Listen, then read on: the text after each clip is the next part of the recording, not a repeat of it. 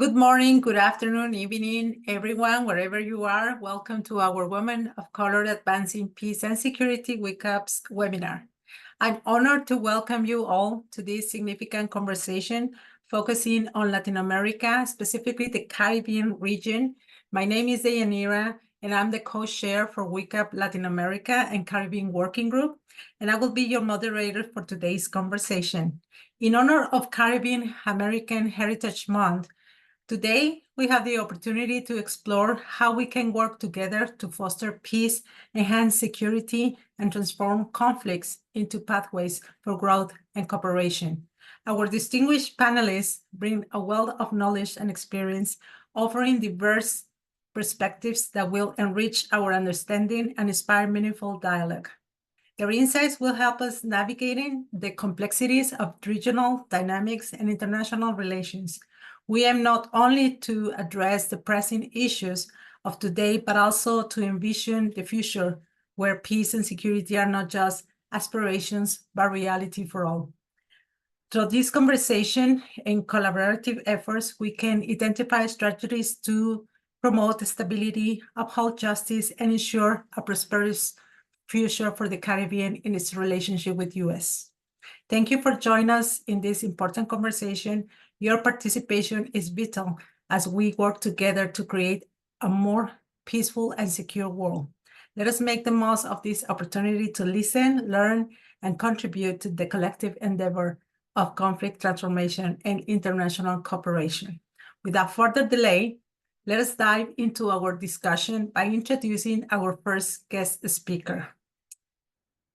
Gaynel brings over 2 decades of dedicated service to advancing human rights, gender equality, and social justice, focusing on empowering communities of African descent worldwide, including as an independent expert member of the United Nations Permanent Forum on People of African Descent.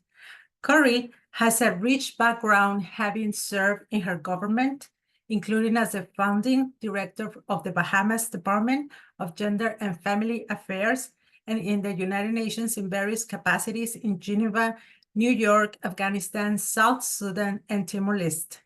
Her current role at the University of the Bahamas involves teaching and researching in law and social justice, where she shares her wealth of knowledge and experiences with the next generation of Caribbean legal professionals. Welcome, Gaynel. We know the Caribbean heritage often comes with a rich cultural background, which can provide a unique perspective in international settings. So my question is, how has your Caribbean heritage and multilingual background influenced your career in international affairs? Thank you so much for that question, and thank you for the opportunity to be here. I'm so happy to be a part of this discussion. So many wonderful, brilliant women around the table, so thanks for that. I have spent quite a while in the UN at the international level. It was an interesting time that I had there. I think it is important that we have representation at these tables at the global level, that we ensure that we have that people of African descent are there, that Caribbean people are there, that women are there, that Black women are there. And those, because when we create policies globally on social policy issues, it is imperative that we have representation from various aspects of the global community. And I've constantly said this to my colleagues in the UN as well, that listen, we represent the globe, we represent the world. And so we have to ensure that we have those perspectives around the table. And, when we aren't there, policies don't necessarily include us. Monies don't necessarily come our way. I'm constantly on the forum and wherever I speak, talking about social justice. I say that this has to be fully funded. It has to be funded. Other than that, we're talking in generalities, and it's nice to have a good speech, but unless you put your money where your mouth is on these issues, nothing much happens. So I give you an example of why it is important to have us around the table. I sat on a UN board where we looked at projects, specifically projects for conflict-related sexual violence, and for violence against women. And I asked a simple question of my fellow board members: which percentage of this budget goes to the English-speaking Caribbean? Oh, we can't say which percentage goes specifically to the English-speaking Caribbean, but Latin America and the Caribbean gets 37%. Can you tell me in the last 5 years how much of that went to the English-speaking Caribbean? They couldn't say. So I pushed on that particular issue to get them to say 0 in the last 5 years have gone to the English-speaking Caribbean, where we have challenges, as do. We're not undermining or trying to say that the concerns of women of African descent, of women facing violence are not important in the broader Latin American Caribbean region. What we're saying is that a slice of that pie must come to us. And they said to me, yes, you're right, we agree with you, except the policy that the proposal that we have before us does not quite meet the standard that we want, right? So I'm like, well, the solution is not to exclude them. The solution is to give them the technical assistance. This is the UN. We have lots of qualified people. Give them the technical assistance on how do you write the kind of projects that we want to see at this board and accept at this board. And that's what I eventually got them to do. And that's how we got a small island developing state in the Caribbean to get their $1 million to do the project. Had I not been at the table, it's not about me, by the way. I'm talking about had there not been adequate representation from my region and someone willing to speak out and say, hey, what about us? This time around, can we get a small piece of that pie? I don't think we would have gotten that for that particular small island developing state. We need representation when we speak about those issues that are important to us. And that's just an example, and I could give you many, many more over the 20-something years that I worked with the UN. Representation is key. When we see ourselves around the table, it also motivates us, because it's not only about having one representative at the table, it's also about having sort of diverse views around the table so that we can actually see change and development in various groups that are often left behind, as we say in the context of the Sustainable Development Goals, groups that are often marginalized, discriminated against. They need to be at the table to say, hey, what about us? Or we need to ensure that people around the table are thinking along the lines of, let's watch out for marginalized, vulnerable groups and people that are not often considered or not consistently it's considered as we do our policy work. Well said. Thank you very much. And definitely we're going to come back with those to expand about those challenges. Now let me introduce our second guest speaker, Massiah. Marissa Massiah. She's a seasoned human resource specialist with over 15 years of experience in the field. Her expertise spans various facets of human resources, including performance management, recruiting, onboarding, employee relations, and organizational development. Known for her strategic vision and practical solutions, Marissa has consistently demonstrated her ability to enhance workforce efficiency and foster a positive organizational culture. In addition to her professional pursuits, Marissa is dedicated to advocacy and social responsibility. She serves as a Rights of the Child Commissioner, where she plays a pivotal role in advancing the rights and well-being of children. Marissa has specific responsibility for the Commission's Child Rights Ambassador, a group of young advocates actively involved in climate action. So Marissa, we know Latin America, it is an incredible special region. Countries with the highest rates of gender-based violence, homicides, highest proportions of teenage pregnancies. We also have the highest level of female political participation in the world, but also Latin America as a subcontinent pronounced by inequality, but also by resilient success in the midst of the crisis. Unfortunately, after the pandemic, this region has affected and delayed decades of progress for women and girls in these countries. During the pandemic, Latin America has reported an increase in gender-based violence, as we know, a decrease in women's employment and access to basic health services. So my question for you, Marissa, is what role do women and youth play in transforming conflicts and building peace in the region? Thank you so much for having me here. And again, it's awesome being surrounded by you beautiful women uh, who are amazing in your field. I think that there will not be transformation in the region without women leading the way. Women are a critical part of influencing change. One of the challenges that we have had is, like Gaynel said, unfortunately, we're not a major part of the decision-making workforce, the decision makers at the table. And because of that, you find these organizations don't focus attention on our rights. They don't focus attention on children. And so you find that there are lots of decisions being made that do not give the change that they're created to give.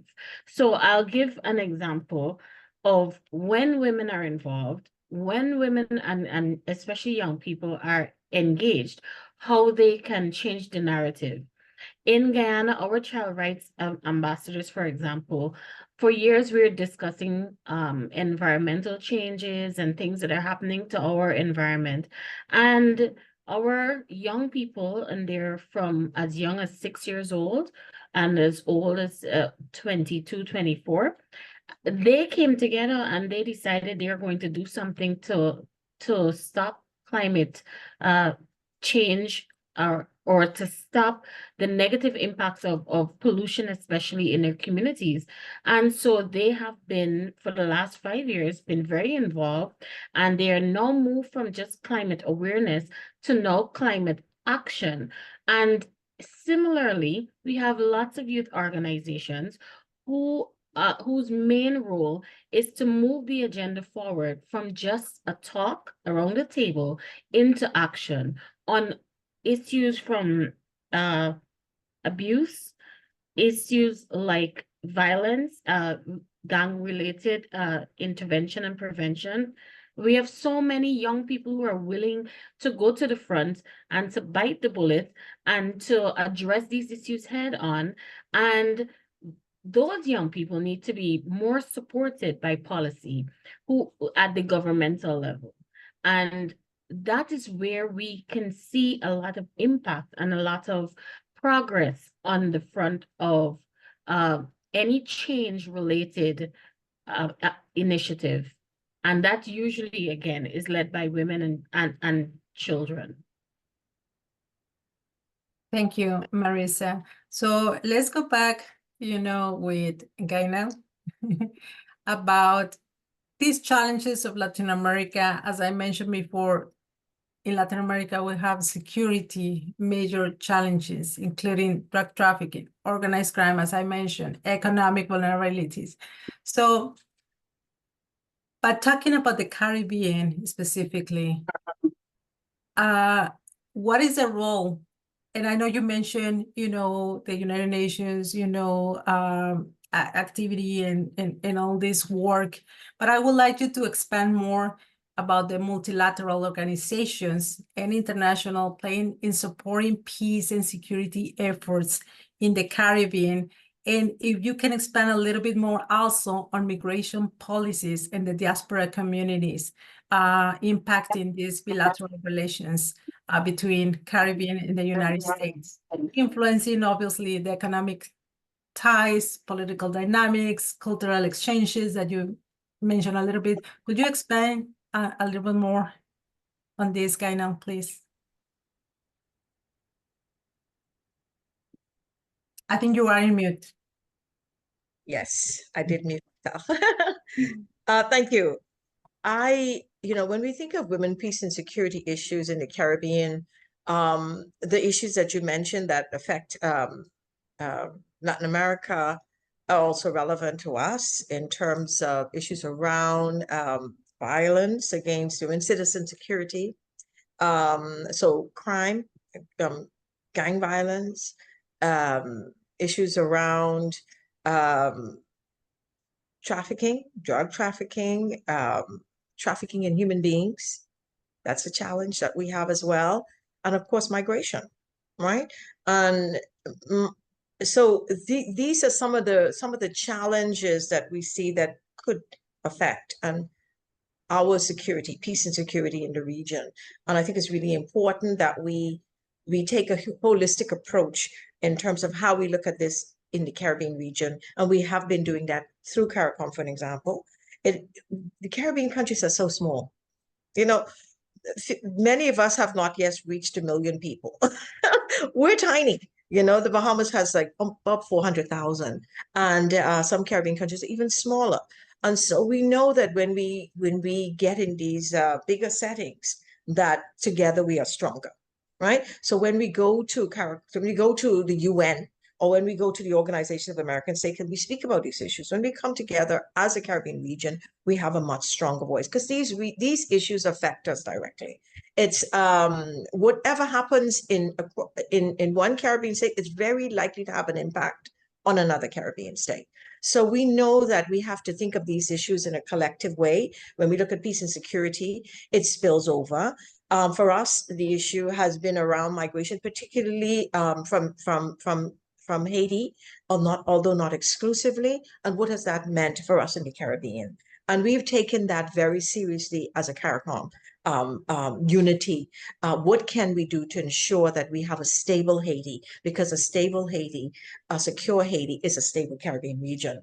And so we have come together. We've had various levels of engagement in Haiti over the years, because Haiti has always been on our agenda, because we recognize that the issues around migration, they won't go away if we don't have a stable Haiti.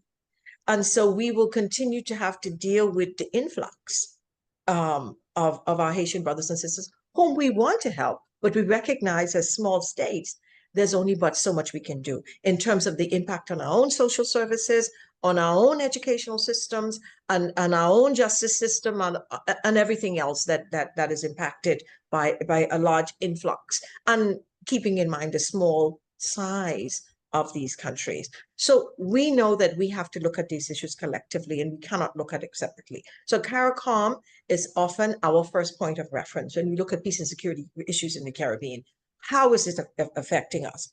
And how can we come together to respond to these issues? And we have a collective discussion around our foreign policy when we go to the inter-American system as well, where we get a chance again to say, hey, we are in a minority among the larger number of Caribbean, of Latin countries that tend to have a much larger population.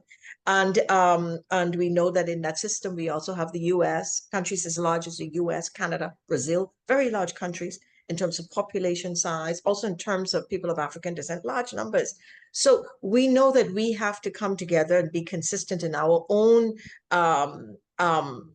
message as to what we want to see for the Caribbean region, but we have to recognize that the only way this will succeed too is we have the support of our Latin brothers and sisters, because then we have to go to the next level, which is how do we take this to the UN and ensure that we have for this entire region stability. I don't want to misquote her, but I believe I heard Prime Minister Mia Mottley talking about this Caribbean region being a region of peace, right? And this is what we want to promote for this entire region.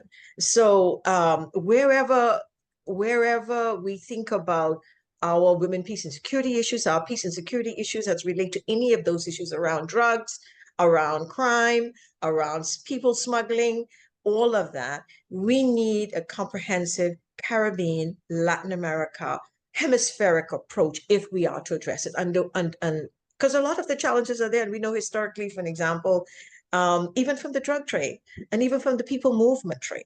So a lot of in and out, right? A lot of engagement with the continent of America and with the islands and with Latin America as well. So we're talking about North America, South America, Central America, and the Caribbean. How do we come together on these issues?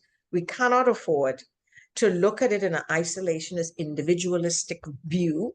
Certainly a tiny country like the Bahamas, we can't do it. So we rely heavily on our brothers and sisters in the Caribbean, in Latin America, and in this American hemisphere to ensure that we have an approach that is that allows for peace and security across the hemisphere. Yes, absolutely. And it's very interesting, when you mention to work together, right, as a region, because I think we fight all the time that we're not equals, we're different countries, Sometimes the perspective, from the US, or Latin America, all of them are the same. It's Latin America, But it's a lot of similarities. We have Yes, so we many have. similarities. When I was in Panama the other day, I was just surprised that the names that sounded so Caribbean, the accents that sounded so Caribbean, and we realized that we have there have been a lot of migration and movement between Latin America and the Caribbean and across the Caribbean. When we started as a country, we got our independence in 1973. We were one of the later ones. We had Barbados, Jamaica, Guyana. That was ahead of us, right?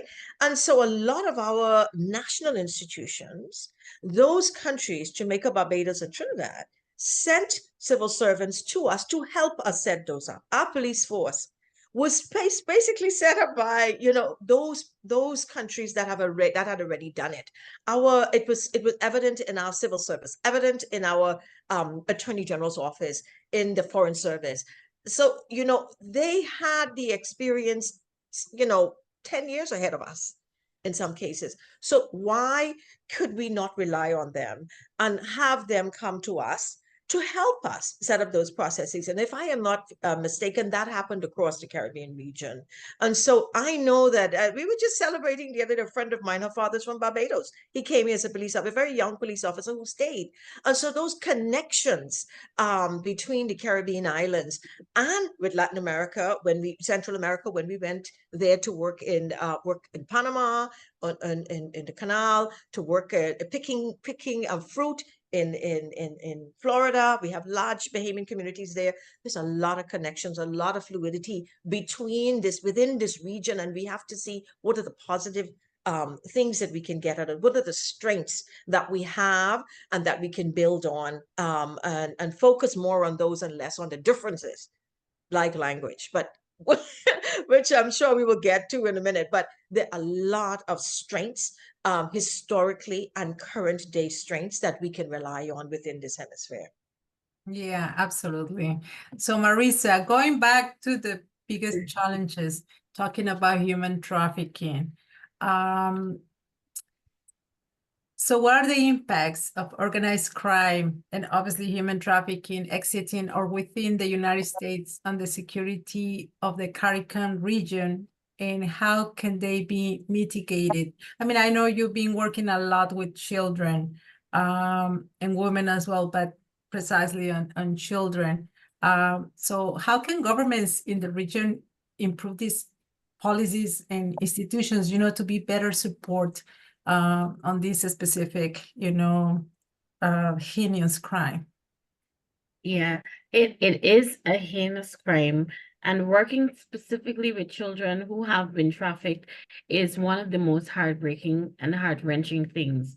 And government really needs to play a little bit more of a collaborative role across the region, in ensuring that we have systems set up to help children who are coming out of these trafficked situations, because they need psychosocial support, they need economic support. One of the main reasons that they have recidivism in this context, it is literally because of the economics. We've had several children, both girls and boys, and I need to say that because for some reason, when we talk about trafficking in persons, everybody thinks of a girl, not realizing that there are a lot of young boys who are also trafficked. So I just want to make that clear. But we do not, and for that sense of, for that discrimination we make in our mind, or a bias that we have in our mind, what tends to happen is that we make decisions on systems and structures to support our biases. And so many times girls come out, they get into homes, and orphanages or homes, and there are systems to support a girl in that sense. Help her to go back to school if she's underage and these kind of things. Maybe help her to start up a small business if she's so engaged, so that she is able to manage her economics. However, the same is not necessarily done for the boys. And so we have very high rates of not just recidivism, but then they end up doing other things and getting involved in gang culture. And then we have this weird cycle and this detrimental cycle continuing. And because they do not have psychosocial support, they contribute a lot to gender-based violence and abuse and these other negative areas. So I think government needs, as a collective, as a whole, in the region, specifically the English-speaking region, while some countries have made many advancements with regards to the law, we in our country, Guyana, have just done some amendments to our Sexual Offences Act.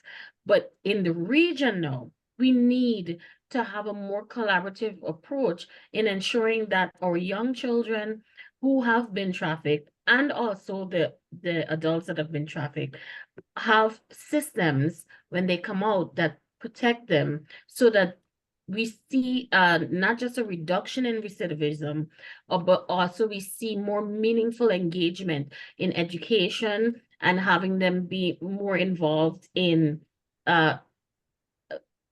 entrepreneurial activities, and maybe even education in terms of like doing we call these moments where they get a chance to speak and encourage and do a lot of advocacy and awareness, so that we can ensure that people across the region, donors who are listening and are willing to spend some much needed money, are able to fund it in areas that will be able to see positive results. Yes, thank you. So let me ask you. Okay, let me go back with with Gaynel again. I know you mentioned something interesting about language and culture that I want to talk about. So we know that advocating for the Caribbean region often involves engaging with different stakeholders that you both been doing. And also including different linguistic backgrounds, including English, Spanish, French, Dutch-speaking countries. So language skills are an invaluable asset in diplomacy and international relations, as we know. So can you discuss the importance of language skills in this diplomacy and international relations, and how have they impact your work advocating precisely to talk about these topics and challenges that we need to? And if you can share, some experiences where understanding regional dialects and cultural nuances benefit from your work.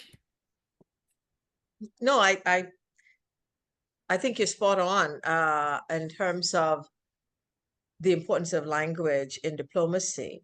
Although I will just add one caveat, that I think that in today's world, we're very fortunate because we have so many, technology supports us. It helps us, right? Back in the day when I started, I don't know, 25, 20 something years ago with the UN, language skills were important, right? So when we didn't speak each other's languages well, we didn't have there was this sort of divide, if you will, between groups of individuals, right? And I saw that most clearly in the GULAC, in the Latin American Caribbean group, because I had an occasion to work at the Organization of American States and at the UN, where there was this challenge. Okay, when we have a funding challenge, which language will we use, right? Depending on where we are. Certainly in the OAS, it was always Spanish. So the English speakers and sometimes the Francophones felt very much outside of that discussion. And a lot of the documents, for an example, were not translated into English. So for us, the way that we engaged with those subject matter, and I often ask the question why we in the Caribbean tend to engage a lot more with the UN than with the OAS. I believe a part of that answer is language. right? And so we have to find a way to break down those barriers. And that has to happen at the country community level, certainly within schools. Consistently, we need to be, language hurts me like history hurts me. It's an elective. I believe that everybody should know their history. And I fundamentally believe that everyone should have another language, should have a second language, right? And it should not be something that you're learning for the first time when you go to university, right? But it has to be introduced at primary school level, and children should be learning those languages. I was amazed and my daughter went to school in Switzerland, and she's an English speaker, and immediately they put her in classroom. She didn't have any Spanish, French, sorry, but they put her in the classroom, and within weeks she was saying. And then by the end of the first semester, it was like she was one of the regular children, right? One of the francophone children, because children learn the languages in the playground. So we need to engage more, introduce them at the primary school level. We need to ensure that it is a required course throughout your what I would call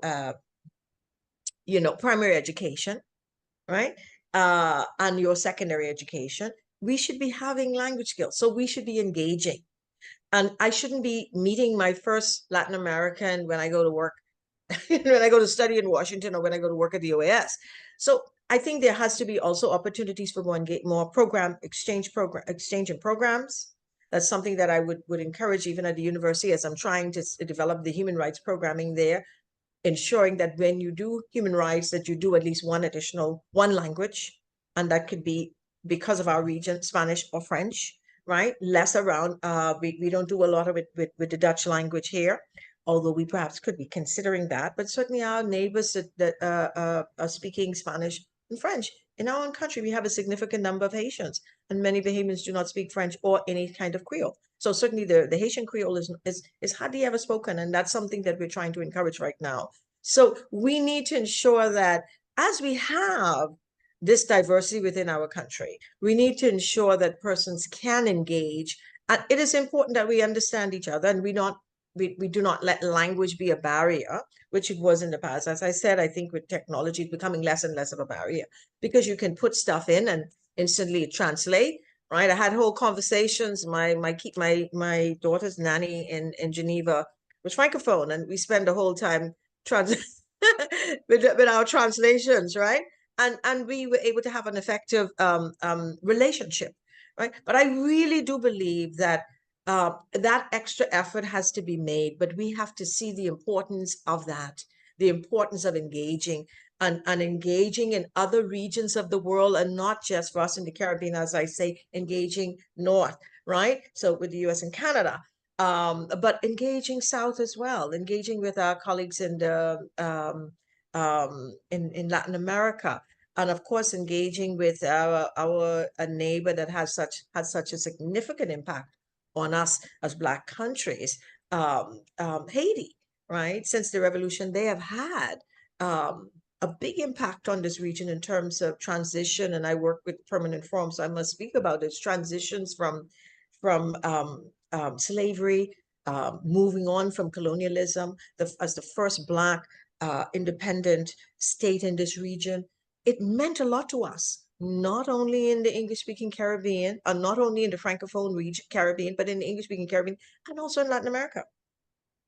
And also, look at those linkages that they had, and how Haiti, a Francophone state, was able to encourage revolutionary movements also across the region. Revolutionary movements as in nationalist movements, as an independence movement, as an anti-slavery, anti-colonialist movement.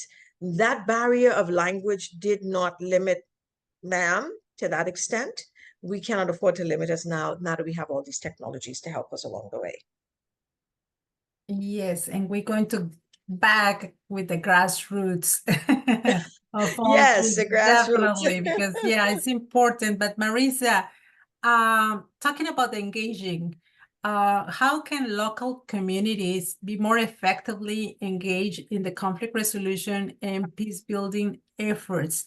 And if you can provide some example of successful conflict transformation initiatives in the WAINA that you could that they can serve as models for other states. I know you've been doing a lot of work there. So what can you give us, as a successful story or initiative on this conflict transformation that it can serve to other states and obviously internationally?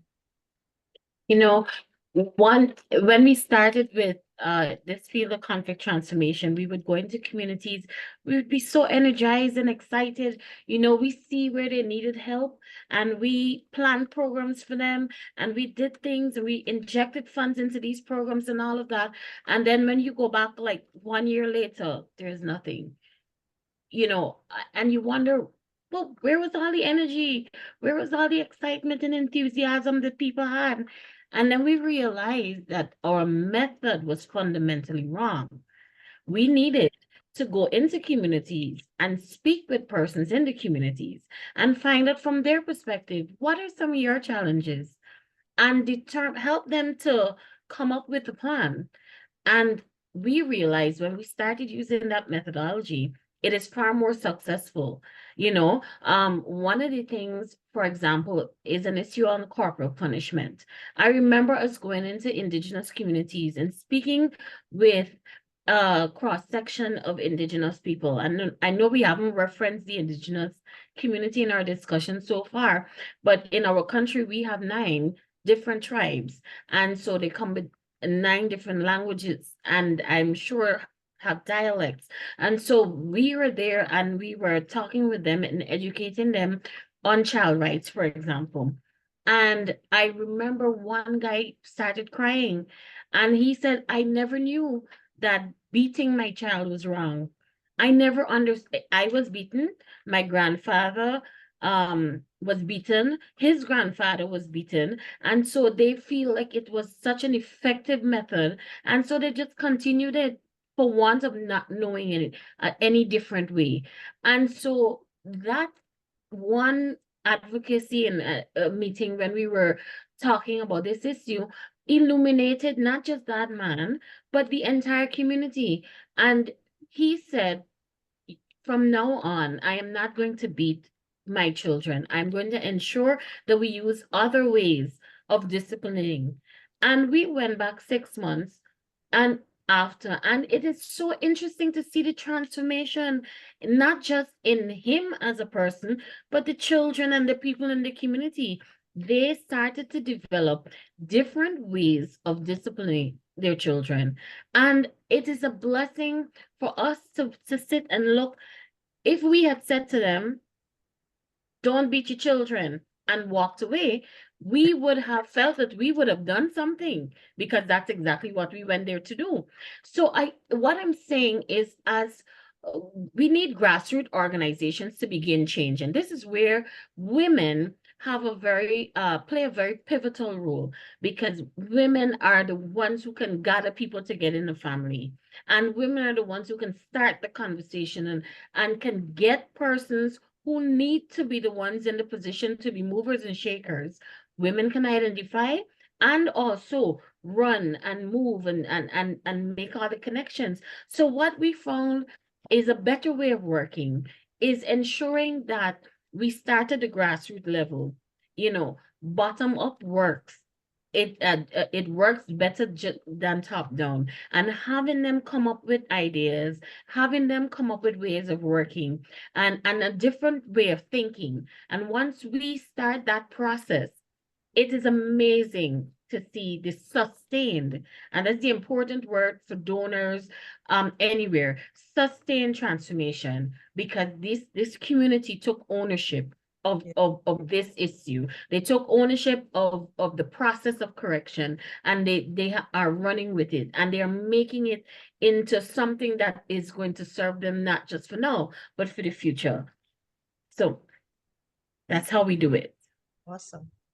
That's awesome.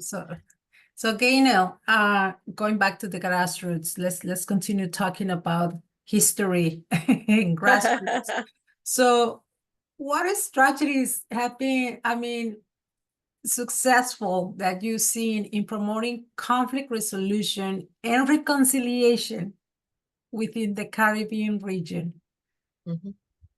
through all this history? What is that, those strategies that you've been seeing obviously in your career regards to promoting conflict resolution and reconciliation? For the Caribbean region, I think a lot of the work is ongoing. We have had some challenges with respect to violence against women in particular, and women and children. But the perception of violence in the region, I think, is a challenge, right? So as Marissa said, we have had some successes with respect to the law, and some policies. But generally speaking, I had the occasion to do a study with the Special Rapporteur on Violence Against Women, and we went to Jamaica, Barbados, Trinidad, and Dominica. And we looked at how the perceptions of violence in those countries. And I did a follow-up looking at a similar thing in the Bahamas. And what we with the Special Rapporteur, the term that she came up with, was very interesting for us. And and she kept speaking about how normalized the violence had become, how normalized this issue is, even with correction officers, with the judiciary, with societies where people will say, "Oh, why is there a challenge? That's just a little sex," or something like that, right? And so I think it's a revealing this whole idea of the normalization of violence has gone a long way. And in terms of people taking a step back, I will say for me, I encourage the Special Rapporteur to come to this region because of a report that I read some time ago when I was writing a paper for the UN. And the report had come out of the United Nations Office on Drugs and Crime, and they said that violence against women is a very serious concern in the Caribbean, and they named 3 countries in the region, one which the Bahamas, as having the highest, among the highest incidents, among the top 10 in the world for violence against women, and that shook me because I hadn't seen it in my reality. It didn't appear to be the case, and that. I think we looked at it as, okay, we report a lot and therefore, we seem to have larger numbers. But when we look at per capita, we have a challenge with violence against women. We have a challenge with a violence against children. And Marissa mentioned that point about in the Indigenous community, they felt as if this has been happening over the years. So it's it's something that we did normally. It's how we raise our kids. And I will add something else to that. When we think about violence against children, for an example, in the Bible, they say, spare the rod and spoil the child, right? And so they take literally that if we don't punish our children physically, we're not following the Bible. And women are to obey, they are to submit to their husbands. And when they don't, they should be, quote unquote, and what was very interesting for us in a study at the University of the Bahamas and at the University of the West Indies, as a matter of fact, is that young students felt that it was okay for their boyfriends or husbands to tap them up if they didn't follow, what he wanted. Girls felt that way. And boys felt it was okay for them to do it to the girls, and girls felt it was okay for them to have it done to. These are studies which says to me that we still have a long way to go. And so to me, to come across something that I would say is we're there, we're not there yet. I think what the success has been for me is the awareness, the challenge, the concern that this is a problem and that we cannot afford to be silent on it, that we have to speak out, and that the laws are not enough. The laws are not enough. And where there are gaps, remaining gaps in the law, those need to be checked, right? So if you have laws, and in the Bahamas, we have it, and in several other Caribbean countries, I know we've had referenda saying, you know, on gender equality. And we have said as women in my country, regrettably, that no, we should not be equal to men. Right? And so we don't have gender equality in the law. And that's the base of the inequality, the base, in my view, of the violence that we see in home, because women in homes, and that we see generally in terms of domestic violence and violence in the country against women, because women themselves don't think that they're equal to men, and that they ought to be treated that way. And men certainly don't feel that. And that sounds really harsh, because we've achieved as Caribbean women so much, particularly in terms of education. We make up 70-80% of the graduating classes at high school and at universities in almost every single department, right?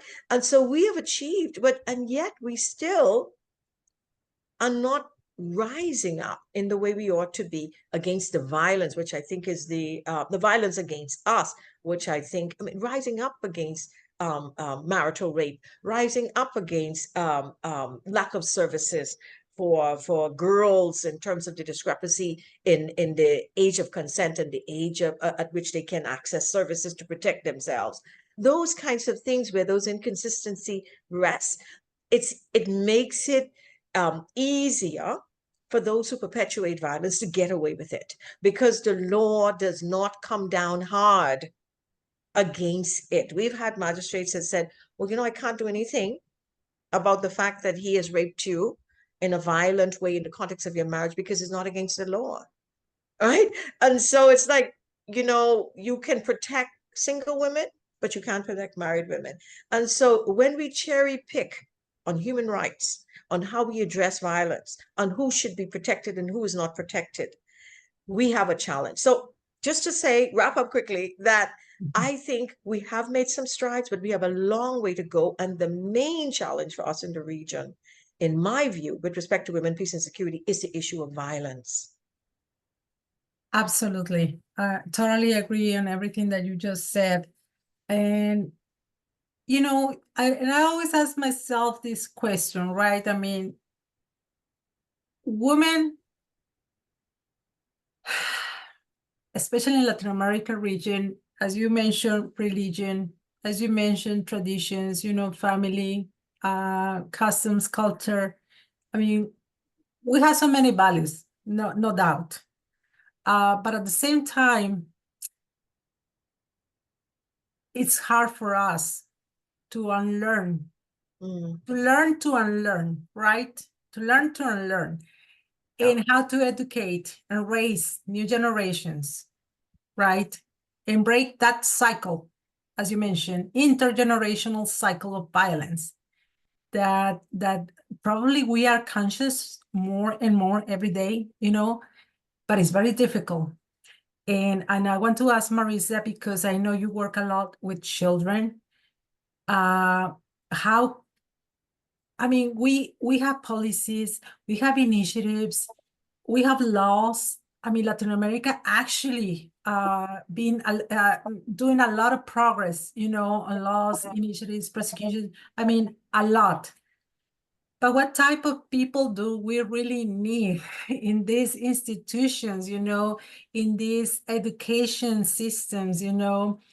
What type of role model of mother we need, Marissa, to help these children to break that cycle? Or how you transmit this message to new generations and work on this transformation? I like the question. I like the question, right? The challenge we have is that we have a migrant care economy, and we have to address a regional care economy. That's the terminology. We have to address that 50 to 60, maybe even 70% of our mothers migrate overseas for, we in Guyana, the terminology we use is betterment. We leave to make sure that our children have better financial and economic circumstances than we got when we were growing up. And I don't know if you have ever seen the majority, I'm not speaking about an individual, the majority of men left raising children, it does not look pretty. The attention and care and the focus a mother is going to give to her children and training, and this is not the educational training, this is the psychosocial framework so that they can actually face society. That is not that men can't do it, but it's not done the same way. And so we have a situation where there is a vacuum. And so these children are growing up in that vacuum. Grandmother is tired. Grandmother cannot dedicate energies. And so you have children who are literally being raised by the culture and the community. And they are a reflection of that. And so it is within this context that you're asking, what can be done? How can these children who are impacted, affected, infiltrated, and indoctrinated by this context, you're asking how these children now can be better and do better. It's a very challenging scenario and a conundrum. And the truth is, with all the systems and with all the structures that we have in society to support, we have education, they have access to formal education, they have access if they want to do trades. Some of these children are very brilliant, and so they do well academically. But the social construct from which they come is revealed at every opportunity that they experience a crisis. And so you're asking, how do we get these children who are growing up in this context out of it? It takes a large amount of the individual strength to be able to recognize that there's personal growth that needs to happen, and for them to be able to make decisions that are counterculture. And we all know how challenging that is. And so it requires us to create new environments for our children to experience. And so programs, school now has to be transformed just from sharing information and teaching. And teachers now have to be educated now, not just to teach the educational content, but teachers now have to be educated in sociology and social work, so that they can be able to identify early and capture and be able to put these children on corrective paths. So it will require each system that our children engage from the earliest that they get into the school system until they leave. Every system is going to have a psychosocial component to be able to identify, manage, care, treat until these children leave. Because when they leave school every day and they go home, the context in which they go home is the same context we're trying to take them out of. And we do not have enough real role models, and especially in the age of social media. The social media is a beautiful thing. And the beautiful thing about social media is, especially in the Caribbean context, is that we're so small that we can see the real life. Yes. So if you are living a fake life online, everybody sees real life. So could you imagine you telling this a teacher or an adult attempting to instruct and living a fake life, but has a wonderful social media presence? These children are now even broken from that. They're not listening. So it will require like a systematic engagement on both ends, both the child and the adults that they're interacting with in the different agencies. We're going to have to do work at both ends to get them out. Right. So I think we're running out of time, but I want to close with this question to both of you. So internationally talking, cooperation, collaboration. So how government, international organizations can improve the support, the policies, the initiatives to understand the aspect of this cultural, of these social challenges that the region, that the Caribbean specifically has? Because is it empathy? Is it that we don't have empathy with the culture, with the social aspect? Is it that the international organizations are bringing a structure, as you mentioned, of solutions, of funding, but something is missing, right? Something is missing. So what do you think we are missing, and how internationally we can be better? We can work better and see a new future. Whoever wants to go first. Okay, I'll go first. From our context in Guyana, one of the challenges that we have is data production. And international agencies don't deal with, unfortunately, compassion, and they deal in facts. And so one of the things that we have to improve on is the generation of those facts, because it's easy for me to come here and say, these are the issues we need to be dealing with. I work in the field. I see the numbers. I know the cultural context. I understand the impact. The international agencies will need to have more research done. So I think our universities in the region, we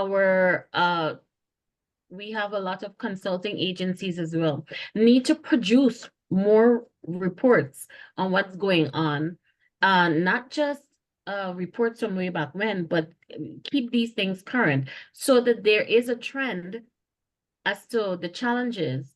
And also we need to have research being done, not just to describe the context, but also research on all the little initiatives that have been working. We spent a lot of time talking about grassroots organization and the grassroots movement. Unfortunately, again, one of the challenges with the grassroots movement is the documentation of results. And so we need to have persons who are going to produce research, produce papers on the impact of any intervention, any conflict intervention, and have that build the trend. So when we engage donor agencies, when we engage the international community, we're not engaging them off of euphemisms, and we are engaging them off of real hard data that we can certify and present. That would be my initial contribution. Thank you, Marissa. And I would just, I second that.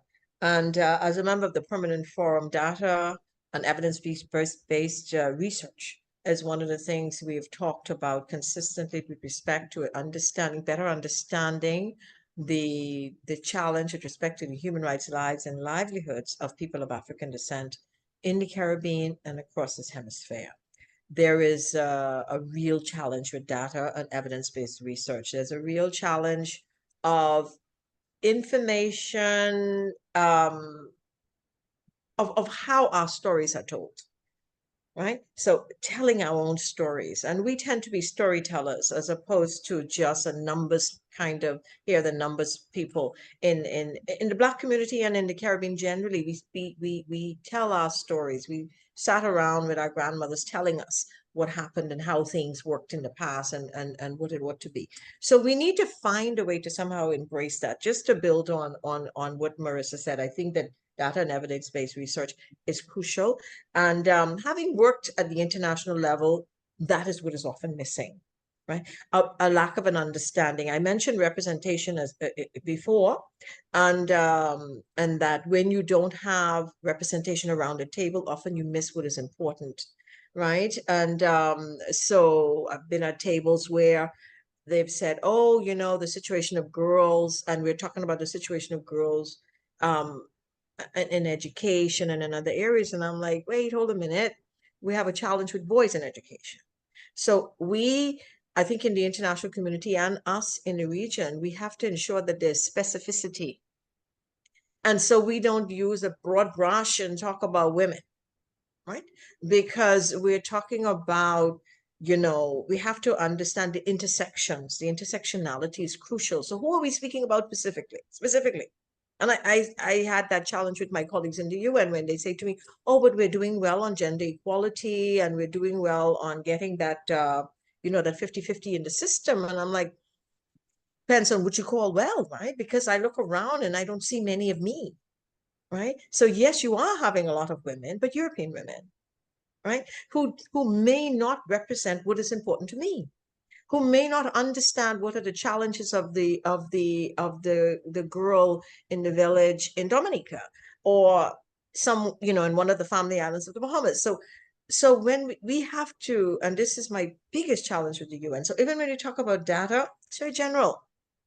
There's not enough around specificity. So when we say we have, you know, we're doing well, the SDGs are, I speak about this a lot. I worked with the SDGs and they don't mention people of African descent anywhere. So we're talking in generalities again. So when a country could say, you know, we're doing well, we're promoting the rights of women and girls, but not of Black women, you know, not of Black women who are dying in larger numbers in childbirth, right? Not of Black boys who are not getting the education that they ought to be getting on equal par with girls.